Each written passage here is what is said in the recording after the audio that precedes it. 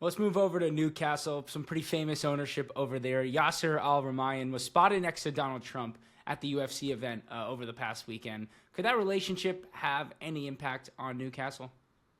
It's an interesting question to try and link it, Will, to football, because I think we all know that he was there really for the Live Golf discussions and the Live and the PGA, which is going to be a very hot story, I think, in the coming months. Interestingly, I see that Barron, Donald Trump's son, is an Arsenal fan, and it's been alleged that Trump is a Man United fan. So I was checking into their allegiances, but that's what I've been told from Well, the he's rest a of. Manchester United fan one week, and then he's probably a Manchester City fan another week, if I know a little bit about Donald Trump. Well, he's very good at trying to build a wall, so hopefully their back four will be a little bit, or back three now will be a little bit stronger. Yeah. But certainly, I don't think Newcastle will have been in the discussion or football. But then again, there is the World Cup coming up, so there'll be interest in that because Saudi have got the World Cup for 2034, and 26 in the States is going to be a fascinating time to try and have some knowledge transfer.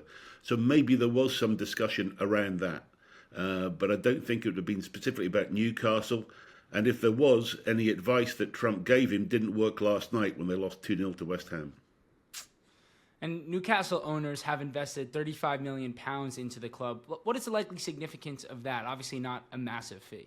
It's just money really to tidy up and turning into equity rather than actually having it outstanding for PSR. I think it's just general housekeeping, which you'll see a lot of with clubs these days, and just tying up any money that is needed or spent or required according to the budget. Now, all these things are flexible and can be moved forward. There's going to be a lot of expenditure, I think, but then again, we may now see some big sponsors coming into Newcastle as a result of the APT changes. That could also release some more funding into the club. But the whole idea, look, I'm pleased to see any clubs becoming more competitive. And that's the main thing, is just as long as we get some competitiveness and people aren't artificially restrained, then I don't have a problem with it. So let's see how that moves forward. You mentioned the APT ruling. Doesn't this seem like maybe a time when PIF and Newcastle will actually be able to spend like the richest club in the world now that this ruling has kind of gone through? Because I think when they first came in, we all expected a Man City type of takeover from, the 2008 to 2011 period when they were spending hundreds of millions of pounds every transfer window. Well, let's not forget the recent pronouncements coming from the PIF and from the main Saudi government that it does seem that the tap that everybody thought was going to be flowing forever with cash is certainly being slowed down, if not stopped in many areas. And they're sticking to key projects. Luckily, Newcastle, I think, is one of those key projects. But certainly, it isn't an endless flow of money that Newcastle can fit into. And I think every pound is being having to be justified around the new stadium and the project.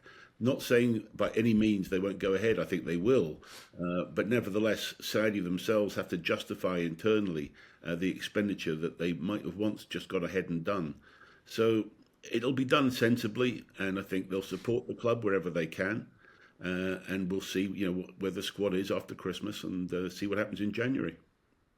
And Newcastle COO Brad Miller said the club could double revenue if they build a new stadium rather than fix up St. James Park or expand St. James Park. I know you have been on the side of let's just expand St. James's Park. It's such a famous place, but is it really true that they could actually double revenue? And would you change your mind if that was the case?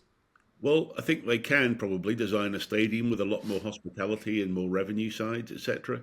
There are severe issues, though, around the new site, as I understand it. And I know there are two or three sites that have been considered, but the main one would be close to St. James's, and that is in green space that would have real problems getting planning. But yeah, there's no question that if they have, and I'm sure they do have, a prototype of a new stadium that would have been designed to be a multi-use venue, etc., etc., there's no doubt they could probably double the revenue from St. James's Park. That could be done. But there will also be very big costs to come with that new stadium. And so we've got to see what happens. Now, if they move to some of the other, I've heard the race course is one of the sites that may be considered. That means the fans have to move further out of town. That wouldn't be popular because the beauty of St. James's Park is it's right in the city centre and people love it with all the pubs and restaurants and shops on a match day. But Yes, I mean, to answer your question, they probably could double it, but that's going to come with a big cost. And look, there's some very clever brains working on this right now, and I'm sure early in the new year we'll start hearing some signs about what they're going to choose to do.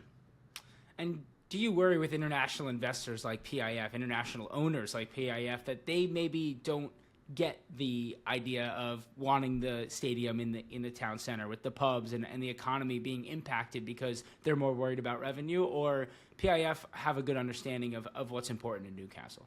No, I think PIF are very sensitive to these sort of issues. I do believe that they will understand the heritage. That's one of the reasons why Newcastle was such a great club, because of the heritage and its connection with the local city and its connection with the local fans. And I think they're clever enough to understand that. Of course, the economic factor will be a major consideration, but so is history and heritage. And when you've got something like a jewel like Newcastle, then I think you've got to, pay full account to that. And I'm sure they will.